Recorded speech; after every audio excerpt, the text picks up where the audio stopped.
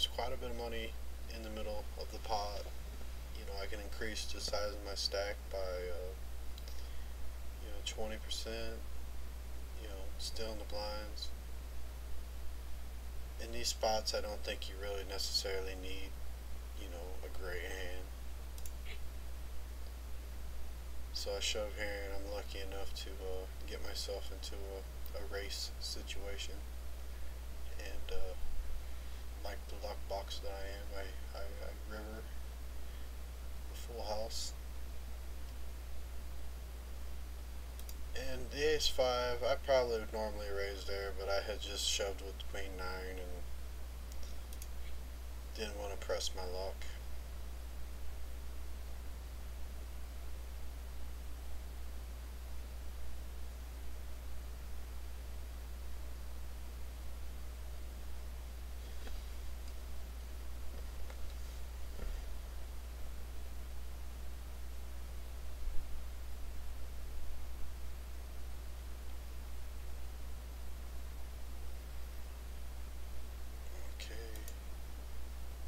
Jack 8, I make a standard raise here, just trying to take the blinds down, and of course Annette pounces on me. She knows that I don't necessarily have to have a great hand right there. Okay, we play a bunch of small pots, it looks like, till this hand.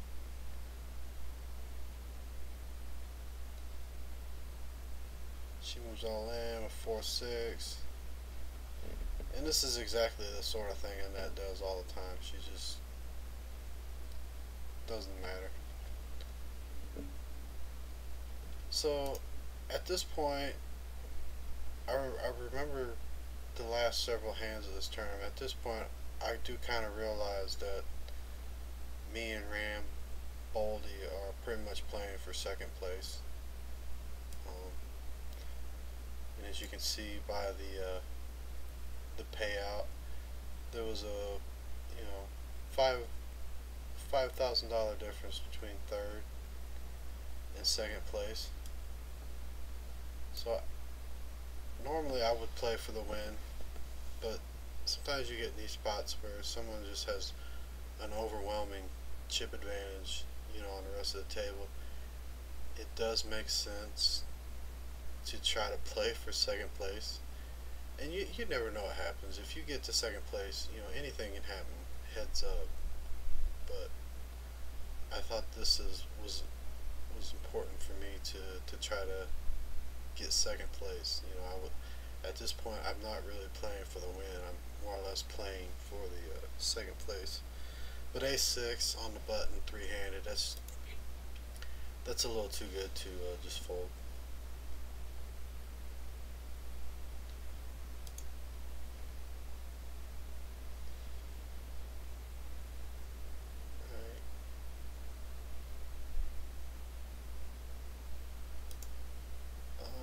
I'm not sure why I called there. It could have been Annette was shoving every hand, and I know she'll shove with any hand, like even hands like 4-3. And as it turned out, I was ahead.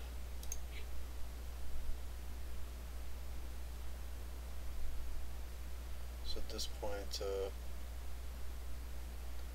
I actually do have some chips. Got 9-9, I shove again. She decides to fold, which is a good fold by her. I would have loved to have gotten it in with 9s against ace-4. I would have took the chip lead, and that's that. Down to the last 10 hands. Not going to get out of line with Jack 5.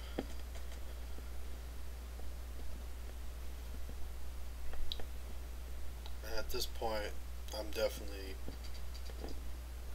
trying to outlast Ram Baldy. I don't want to go out right here and let him get second place. Sooner or later, he's going to have to put his chips in.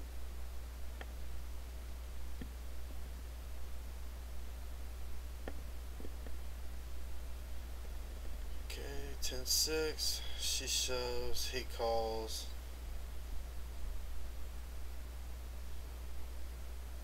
Which he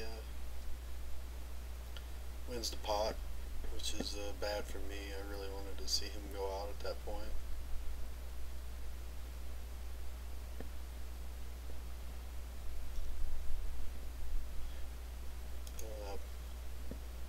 Annette actually gives me a walk, which is pretty amazing. She never does that.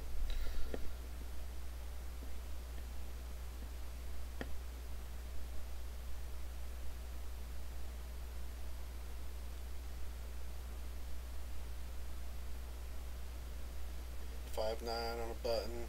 No need to raise.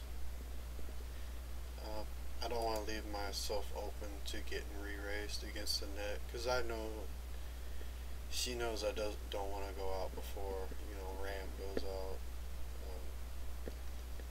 She has a good understanding of bubble play, and she gets her money in as a favorite. She's got Ram dominated. Flop is pretty good for her, and she takes him out, which I'm very, very happy about.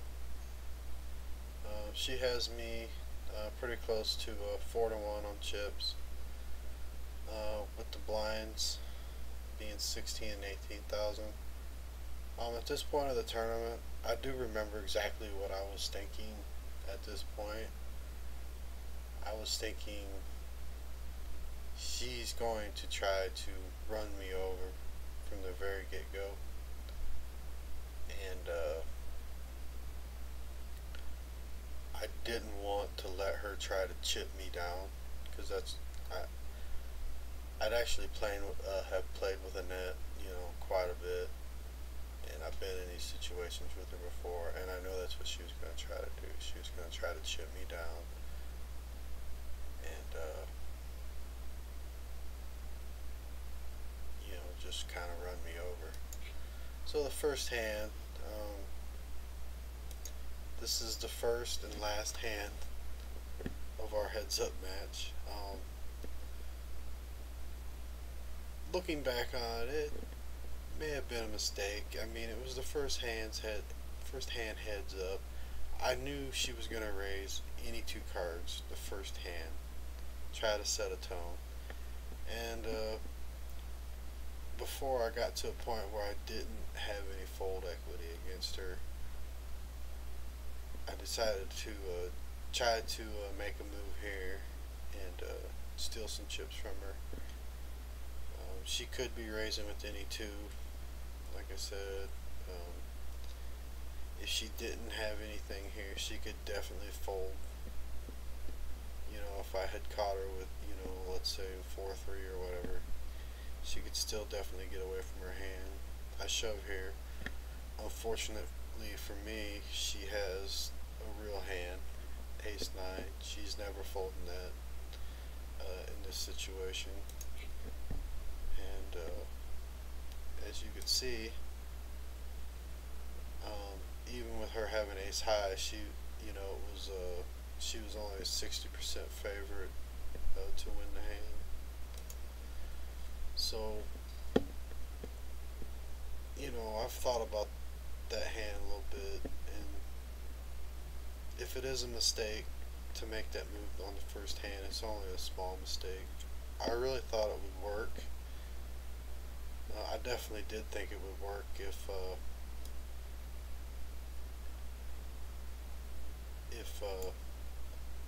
she had a real junky hand, which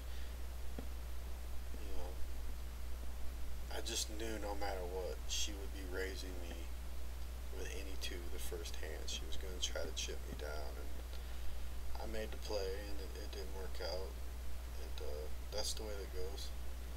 But I still end up taking home almost 14K, which this was actually one of the smaller 100 rebuys that they had, because usually second place is a little more than that. Usually like 15 or 16 or something. And I should know, I've got second place in this tournament like 4 times. But that's all I have till now. For now. Till next time, this is dlperrio. Later.